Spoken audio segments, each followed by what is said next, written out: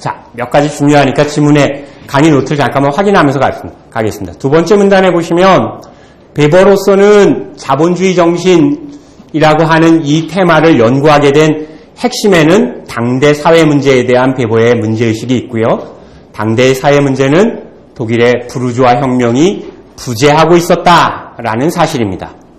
이 부르주아 혁명이 부재한 거에 역사적인 연원을 따지니 독일은 소위 세속적 금욕주의라고 하는 것을 경험할 기회를 갖지 못했다라고 하는 생각이 자리 잡고 있는 것이죠. 베버의 문제의식을 이해하는 게 왜 중요하냐 하면 우리가 이 책이 100년 전에 쓰여진 책인데 왜 유독 우리 사회에서 이 책이 문제시되냐 하면 이 지점에서 그렇습니다. 자본주의라고 하는 게 발생하게 되는 게 우리는 좀 극단적으로 나눠져 있어요. 아주 자본주의를 찬양하는 그룹도 있는 것 같고 자본주의가 모든 사회학의 근원이라고 보는 입장도 나누어져 있다 이렇게 볼 수 있는데요. 이 베버가 이야기할 때 이 책에서 말하는 자본주의라고 하는 것은 자본주의라고 하는 것 자체가 역사적인 연원을 가지고 있는 사회제도라는 거예요. 그러니까 자본주의라는 게 최소한 400년 정도의 연원이 있는데 이 베버는 이 책에서 자본주의라고 하는 말을 쓸 때 그 자본주의는 서구의 자본주의고 공간적으로 시간적으로는 근대 자본주의라는 말로 특정합니다. 한정시켜서 말해요. 그리고 놀랍게도 자본주의라고 하는 것은 전 세계의 동서를 막론하고 고금을 막론하고 있었다고 이야기합니다. 그러니까 고대에도 자본주의가 있었고 중세에도 자본주의가 있었고 중국에도 있었고 인도에도 있었다고 말해요. 다시 얘기하면 베버가 이 책에서 다루고자 하는 것은 자본주의라고 하는 것을 인간이 역사 이래로 가지고 있었던 이윤을 추구하는 영리 추구욕 혹은 자기의 이해관계를 자기의 이해를 자기의 이익을 극대화하려고 하는 화폐 추구욕이나 금전욕이라고 하는 것이 자본주의의 특징이라고 말하지 않습니다. 이 중요한데요.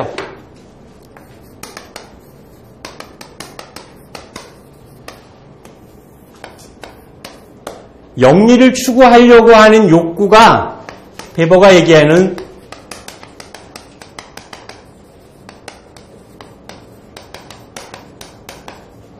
서구의 근대 자본주의의 특징이 아니라는 거예요. 이것은 역사에 있어서 동서고금의 지역과 시기를 떠나서 언제나 인간이 있는 곳에는 존재했었다라는 거죠.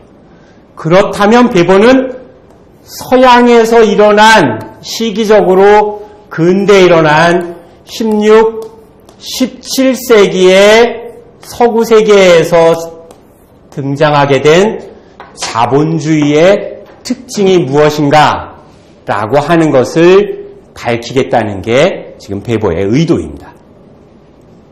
그래서 이 책 앞에 나와 있는 부분은 굉장히 커다랗게 논란이 되는 것 중에 하나가 우리가 영리를 추구할 때의 이 영리 추구 욕망이라고 하는 것, 곧 인간의 이기심의 극대화라고 하는 게 자본주의다. 이렇게 등치시키고 마는데 베버는 그 인간이 가지고 있는 어떤 면으로 보면 굉장히 중요한 사회적 속성은 서구의 근대 자본주의를 특징 짓기에는 너무 큰 범주라는 거예요. 그래서 그것과 이것을 동등하게 이렇게 병렬시켜 놓지 않는데요. 자, 그 지점을 놓고 보시면요. 강의 자료의 이쪽에 보시면 베버가 이 책에서 분석 대상으로 삼고 있는 것은 서구의 근대 자본주의이고 서구의 근대 자본주의 중에서도 성립기의 자본주의입니다. 그 성립기의 자본주의를 아까 제가 맨 처음에 말씀드린 것처럼 베버는 지적으로 굉장히 차분하고 아주 차가운 지성의 소유자라고 말씀드렸는데요. 이게 되게 중요해요.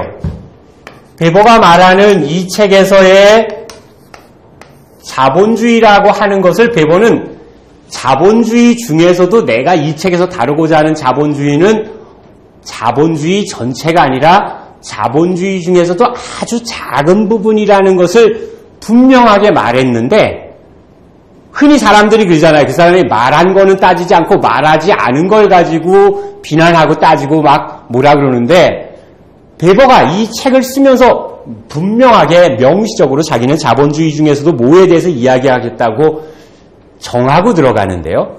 이 자본주의 중에서도 첫 번째로 정하는 게 뭐냐면 서구 지역의 서유럽의 자본주의이고, 서유럽의 자본주의 중에서도 근대의 자본주의이고, 근대의 자본주의를 말하는데, 근대의 자본주의 중에서도 자기는 자본주의라는 시스템, 그 자본주의라는 체제가 어떻게 작동하는지는 이야기하지 않고, 자본주의 중에서도 자본주의의 정신적 측면에 대해서 이야기하겠다는 거예요.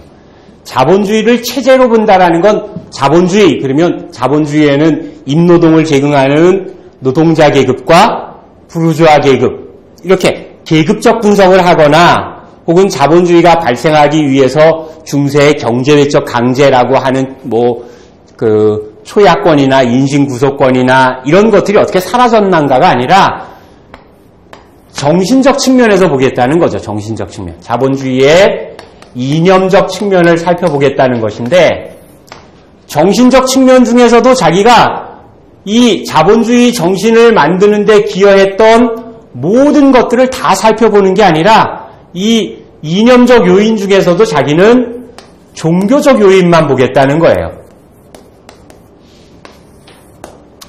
그리고 종교적인 요인 중에서도 모든 종교적인 요인을 다 살피는 게 아니라 특히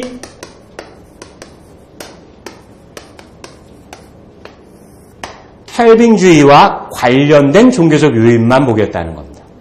그걸 조금 더 정리해 놓은 게 3쪽에 가서 보시면 이 베버가 이 책에서 자기가 말하고자 하는 분석 대상을 특정해서 이야기합니다. 이를테면 이런 경우와 마찬가지죠. 나는 오늘 이를테면 한국의 아이돌 그룹 중에 샤이니에 대해서만 얘기하겠다, 혹은 소녀시대에 대해서만 이야기하겠다라고 말했는데 누가 JYJ인가? JYP에 대해서 왜 말하지 않느냐? 이렇게 질문하면 어긋난 질문이잖아요. 그러니까 우리가 이 텍스트 안에서 베버가 말하고자 하는 대상을 어떻게 베버가 분명하게 말했는가만 알고 있어도 이 텍스트를 둘러싼 오해의 한 50%는 걷어낼 수가 있기 때문에 제가 지금 강조해서 말합니다. 3쪽에 가서 보시면 이렇게 제가 기호로 잘라놨는데요. 자본주의의 여러 가지 유형 중에 서구 근대 자본주의 유형을 보고 그 중에서도 체제가 아니라 정신을 다루는데, 정신을 공시적으로 자본주의 정신을 구성하는 여러 요소를 두루 접근하는 게 아니라 그것의 역사적인 기원의 문제만에 관심을 기울이는데, 역사적 기원 중에서도 이념적 형성 요인 중에도 종교적인 요인에 그 중에서도 켈빈주의에 대해서만 자기가 이야기하겠다라고 말하는 중입니다. 그러니까 이 책을 읽고 학교에서 혹시 제가 학생들에게 먼저 물어보면 이 책을 읽고 읽기 전과 후가 뭐가 달라졌냐 이런 거 물어보면 엉뚱한 대답을, 책을 읽었느냐 안 읽었느냐 금방 확인해 보는 게, 학생들이 이 책을 읽고 질문이 생겼다는 거예요. 그 질문이 뭐냐 그러면, 왜 막스 베버는 자본주의에 대해서 이야기하는데 정신적인 요인만 강조했냐고 묻는다고요. 정신적인 요인만 강조한 게 아니라 정신적인 요인에 대해서만 여기서 말하겠다는 거예요. 나머지는 나중에 또 다른 데서 말하는 거고요. 그러니까 읽어보지 않은 애들은 베버는 이 책에서 자본주의를 정신의 산물로만 생각한 것 같아. 자본주의를 그렇게만 보아서는 한계가 있지 않나요? 이렇게 얘기하는데, 샤이니에 대해서 얘기하겠다 그러고 샤이니 얘기만 했으면 되는 건데 거기에 대해서 걸스데이 말을 왜 안 했니? 얘네가 군통령이래. 이런 소리 하고 있으면 안 되잖아요. 그게. 그렇죠? 자, 보시면 그러니까 두 번째 패러그래프에 가서 벌써 확인할 수 있습니다. 이 책을 통해서 베버가 말하고자 하는 건 프로테스탄티즘 윤리라고 하는 정신적인 요인, 윤리적인 요인, 이념적인 요인이 자본주의를 만들어냈다가 아니라 자본주의가 형성되는 굉장히 많은 요인 중에서 바로 그 프로테스탄트 윤리라고 하는 건 어느 정도 영향을 주었는가를 본다는 뜻이죠. 그러니까 베버는 절대로 이념이 자본주의 정신이 체제를 만들어냈다 이렇게 주장하지 않았어요. 이게 미국에서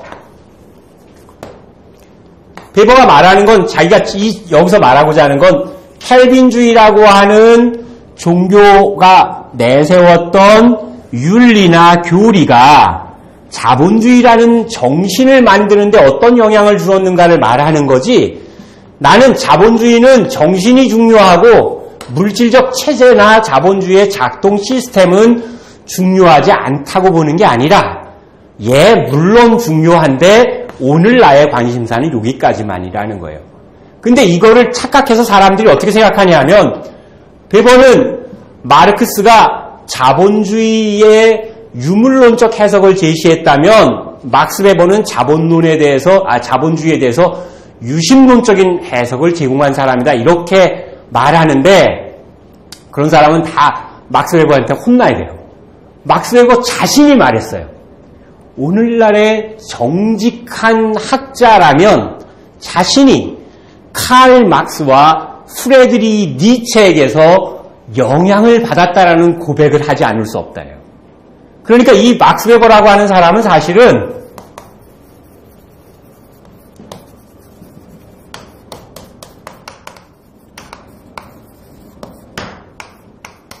자기가 생각하는 자기의 스승은 니체와 마르크스였어요. 그러니까 이 사람은 마르크스를 대체하겠다거나 마르크스를 비판하겠다가 아니라 말을 하자면 마르크스가 놀라운 업적을 남겼는데 그 마르크스가 남긴 놀라운 업적 위에서 막스가 말하지 않은 부분은 내가 말하겠다예요. 조금 더 멋있게 얘기하면 남들이 다 말한 것에 대해서 말하지 않고 남들이 말하지 않은 것만 말하고 싶다예요. 그거의 다른 표현이 독창적으로 말하고 싶다이잖아요. 베버가 독창적으로 말한 건 자본주의는 체제 플러스 정신인데 체제에 대해서는 연구가 많이 되었다는 거예요, 사람들이. 근데 자본주의가 만들어지는 당시에 자본주의라고 하는 게 나에게 좋다, 자본주의라고 하는 이 시스템이 사람이 물질적 동기에 의해서만 움직이는 게 아니라 오히려 사람의 가치관, 세계관을 형성하는 데에는 그 사람이 갖고 있는 지적, 윤리적, 도덕적인 것들도 중요한 요인이 되잖아요. 자본주의를 좋은 것으로 받아들이는 정신이 없었다면, 그런 에토스가 없었다면 어떻게 자본주의라는 게 그렇게 단기간 내에 세상 사람들을 사로잡아서 오늘날과 같은 거의 전일적인 세계체제가 되었겠는가. 여기엔 반드시 이념적인 요인이 있을 텐데, 이 요인은 종교적인 요인도 있고 휴머니즘도 있고 민주주의도 있고 자유주의도 있고 여러 가지 정치적인 이데올로기도 있겠지만 자기는 종교적인 요인, 그 중에서 켈빈주의에 대해서만 말하겠다 이렇게 얘기한 거거든요. 그래서 막스 베버의 이 책을 읽고 나서 막스 베버는 자본주의의 정신이 자본주의라는 시스템을 낳았다 이렇게 말하는 사람들 때문에 나중에 당대 이 논문을 쓰고 나서 베버가 나중에는 착한 사람은 아니지만 아까 얘기한 대로 차가운 지성을 자랑하고 있는 사람인데 하도 엉뚱도 않게 그런 얘기를 하니까 그 반론을 묶어서 또 1920년에 책을 낼 때 자기가 이렇게 주장한 거를 모르는 사람들을 위해서 주를 더 보강했어요. 그래서 주가 이만큼 두꺼워진 거예요. 이 책의 반이 주가 된 거라고요. 이 책의 반이. 그래서 이 주를 읽어보면 주에도 중요한 내용이 많아요. 근데 우리나라에 나와 있는 번역서 중에 막스 베버의 주를 꼼꼼하게 다 번역한 것에다가 그 주에 나오는 내용 중에 한국 독자가 잘 모르는 것까지를 다 번역해낸 책이 이 김덕영 선생님, 독일 카셀 대학에 있는 김덕영 선생님이 번역한 책이라고요. 꼭 나중에 읽어보시면 이 판본을 읽어보시길 진짜 적극 추천드립니다. 자, 베버에 대한 이런 오해는요, 어디서 생겼냐 하면, 베버가 처음에 독일에서, 각광받기보다는 미국에서 1930년대, 40년대 이후에 베버가 새롭게 조명되면서 사실은 세계적인 학자로 자리 잡게 되었어요. 베버가 세계적인 학자로 자리 잡는 데 큰 역할을 했던 게 탈코트 파슨스라고 하는 미국의 기능주의 사회학을 만든 사람이에요. 탈코트 파슨스라고요. 그 사람은 냉전 시기에 미국 사회학을 일으킨 사람인데요. 이 탈코트 파슨스라고 하는 사람이 막스 베버의 바로 이 프로테스탄즘 윤리와 자본주의 정신이라고 하는 것을 칼 막스의 변증법적 유물론이나 역사적 유물론에 맞설 수 있는 일종의 부르주아 이데올로그, 부르주아 이론가의 대표주자인 양 막스 베버를 치켜 올렸다고요. 근데 아까 얘기한 것처럼 제가 주에도 달아놨는데 막스 베버는 오늘날의 정직한 학자라면 마르크스와 니체에게서 영향을 받지 않았다고 고백할 수가 없고 고백하지 않으면 안 된다 이렇게 말할 정도로 마르크스를 높이 평가했는데요. 이 미국에서 탈코트 파슨스라는 사람이 1960년대에 이 막스 베버를 그렇게 해석하면서 우리나라에서도 막스 베버를 그렇게 해석하는 사람들이 있어요. 그런 사람들은 약간 특징이 있어요. 그게 뭐냐면 막스 베버잖아요. 이게 독일말로 하면 베버라고요. 근데 이 막스 베버를 꼭 막스 웨버로 번역하는 사람, 웨버라고 말하는 사람도 있다. 이게 미국에서 공부한 사람들은 베버라고 안 그러고 웨버라고 하는 경우가 많은데 미국 사람이 불러도 베버라고 불러야 맞죠. 막스 웨버인데. 참고로 제가 학부 시절에 대학 다닐 때 저희 학교에 사회학과에 이 막스 웨버를 전공하신 선생님이 계셨어요. 이순구 교수님이시라고 있었는데 제가 대학원 다닐 때 이순구 교수님 제자들하고 이제 뭐 도서관에서 같이 공부했는데 저희가 이순구 교수님 제자들을 뭐라고 불렀냐면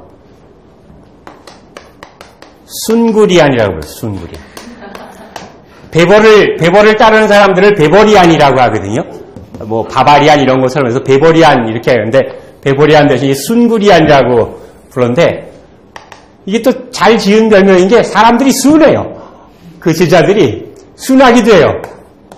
근데 그때 이미 미국에서 나온 논문들을 놓고 보면 이 막스 베버를 그러니까 생각해보세요. 1960년대쯤이면 미국이 마치 자유진영의 챔피언처럼 그리고 소련이라고 하는 동구권의 챔피언인 소비에트와 누가 더 세계를 좌지우지할 것인가 하는 헤게모니 싸움을 했던 냉전 시기이잖아요.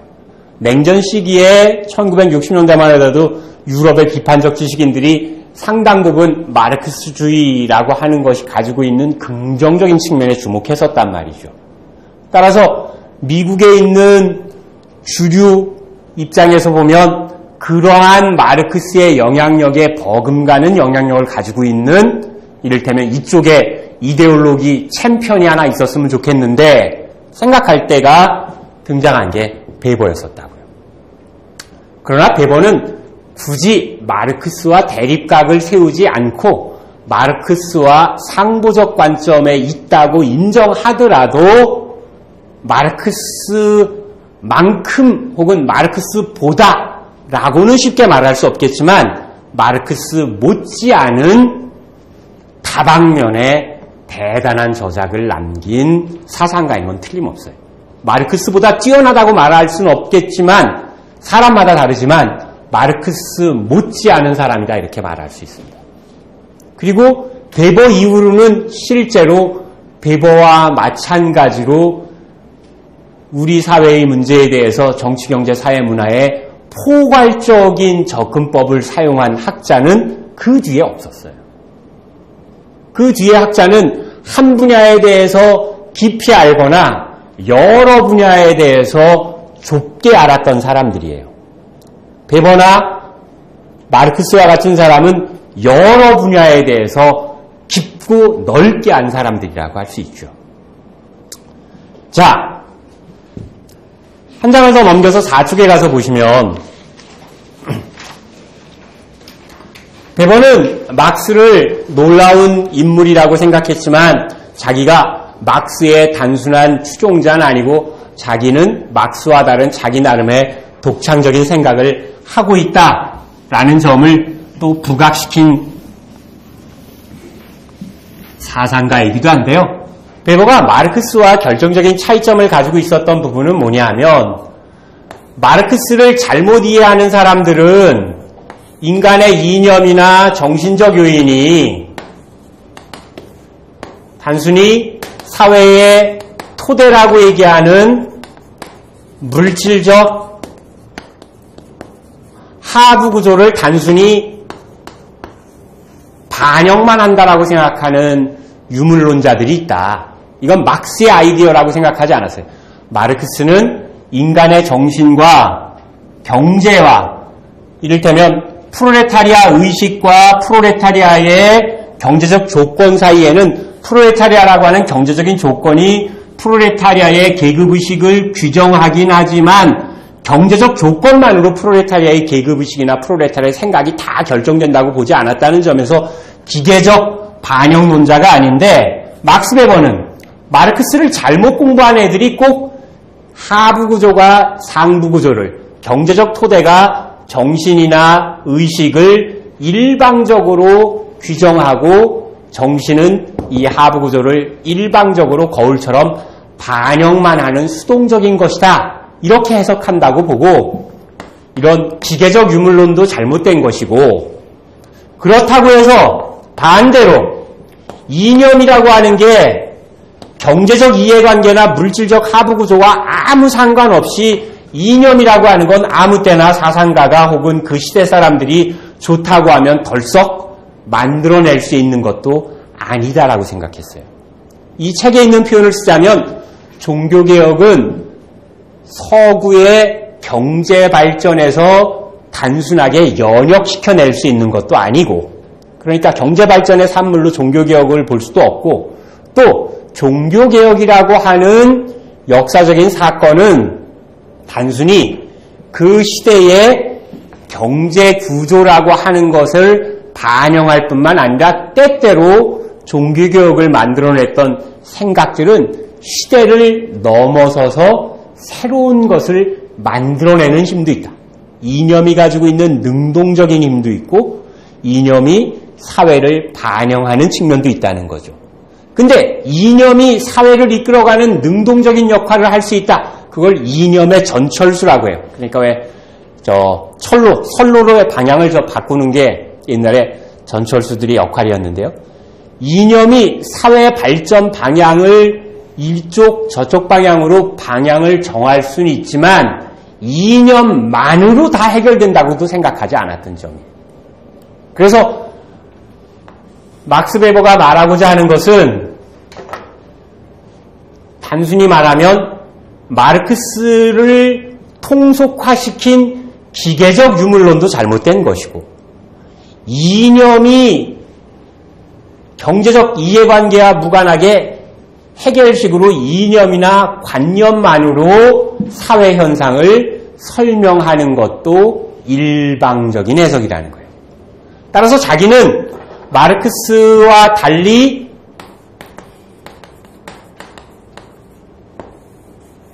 일면적 해석,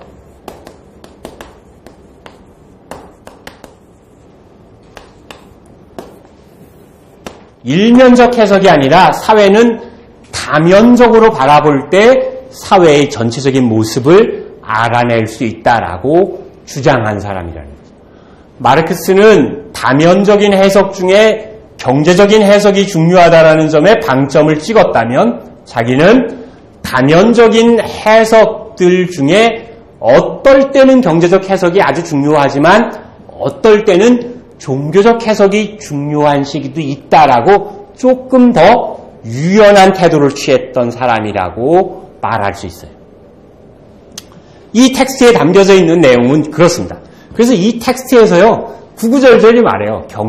역사에 대한 경제적인 해석은 언제나 반드시 1차적으로 고려해야 하지만 그것만으로 필요 충분 조건은 아니다예요. 그것이 중요하지 않다라고 말하는 사람들도 잘못된 것이지만 그것만이 전부다라고 말하는 것도 잘못된 것이다. 그러니까 지금 베버는 그만큼 자기 앞서 걸어갔던 마르크스에 대한 경외와 또 마르크스의 아이디어가 마르크스주의라고 하는 형태로 교조와 통속화되면서 일어났던 것과 맞서 싸우던 시기예요.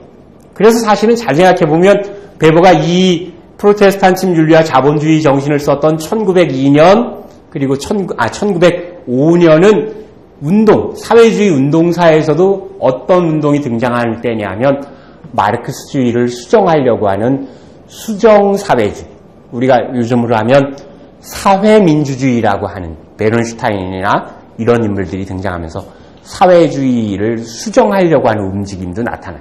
그 사회주의를 수정하려고 하는 움직임 중에 하나가 뭐냐면 마르크스주의가 가지고 있는 경제 결정론적인 입장을 수정한다는 거예요.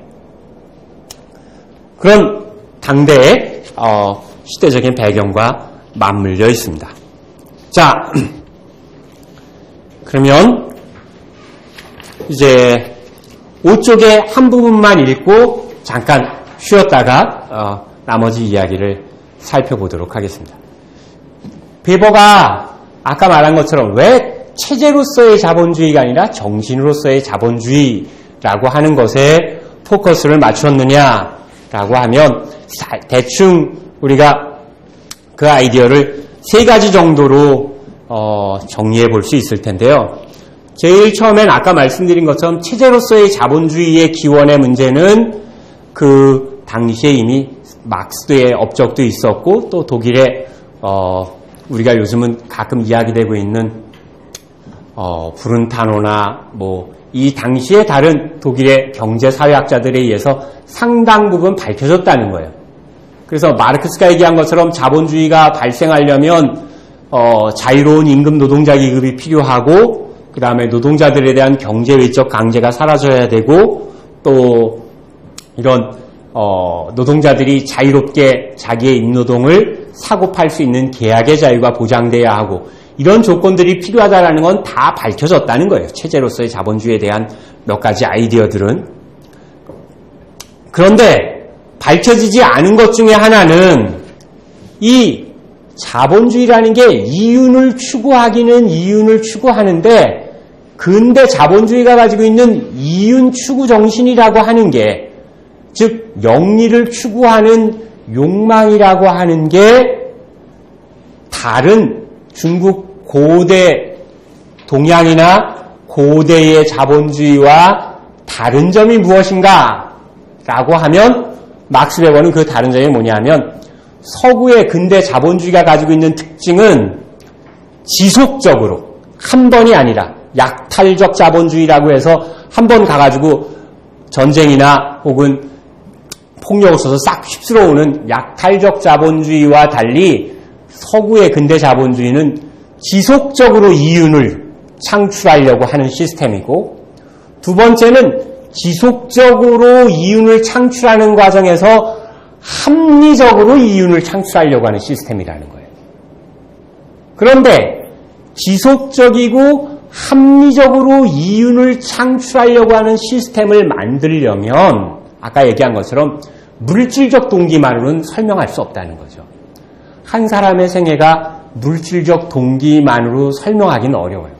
이를테면 지금은 돌아가신 현대 고 정주영 회장이 아무리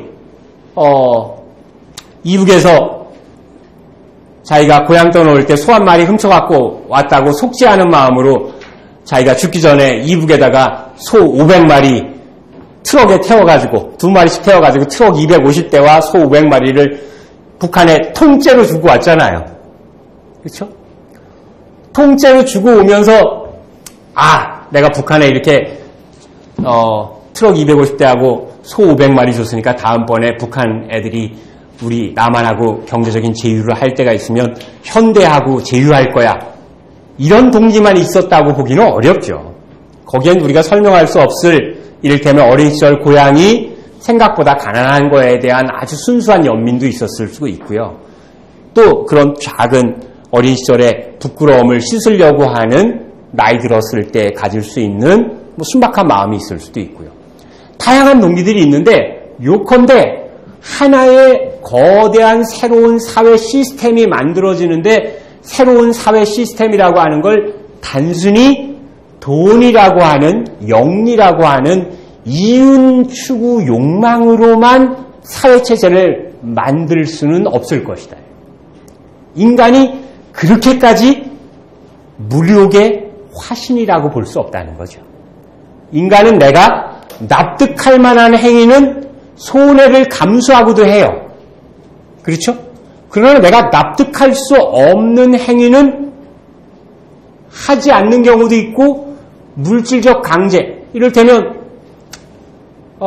회사 가기 싫은데 하여간 월급 받으려면 가야 되잖아요.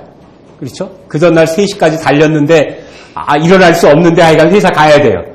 물질적인 이윤이 주는 압박도 있지만 그것만으로 인간을 설명할 수 없듯이 인간이 하나의 봉건적 사회제도에서 자본주의적 사회제도라고 하는 걸 만들어가는데 단순히 영리 추구 욕망이라고 하는 하나의 욕망으로 설명할 수 없다. 거기에는 반드시 세계관의 변화를 일으켜낸 가치관의 변화, 정신의 변화, 이를테면 망달릴 때 심정 구조의 변화가 틀림없이 있어야 한다. 그러지 않고는 그 체제는 오래 견딜 수 없는 것이다.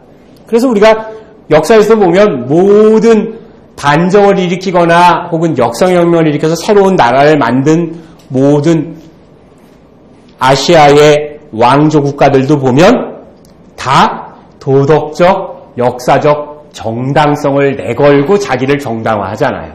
그렇죠? 그 얘기입니다. 자, 하나만 더 잠깐만 얘기를 하고 쉴게요. 이 막스 베버가 그러니까 생각고자 한 것은 체제로서의 자본주의는 이야기가 되었고 정신이 가지고 있는 중요한 측면도 조망돼야 되나 조망되지 않았고, 세 번째는 아까 말씀드린 것처럼 이런 자본주의의 체제이던 자본주의의 정신이던 이런 체제와 정신을 견지하고 이끌어가고 그래서 자본주의를 만들어가는 것 결국 사람인데, 그 사람은 베버가 보기에는 16세기, 17세기의 부르주아 계급이라고 오늘날 우리가 부르는 도시의 소상공인 계층들이 그 주도 세력이었다라는 거죠.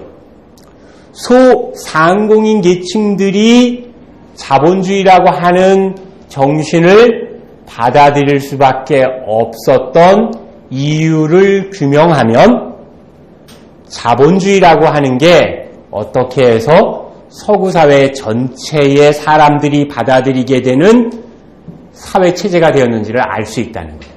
즉 자본주의라고 하는 것을 이끌어간 사람들이 자본주의를 발전시키면서 그 사회의 주류이자 지배계급으로 성장한 게 오늘의 베버가 본 현실이었단 말이죠. 그러니 그 현실은 거꾸로 시간을 되돌려가면 처음에 자본주의를 받아들인 사람들이 어떠한 마음으로 자본주의를 받아들였는가를 알게 되면 자본주의가 가지고 있는 강력한 힘의 비밀이 어디 있는지를 알 수 있다는 거예요. 그래서 베버는 성립기의 자본주의의 역사적 기원의 문제 중에서 특히 정신적 요인의 문제에 자기의 지적 관심을 바치겠노라고 명시적으로 선언하고 이 책을 써나가게 됩니다.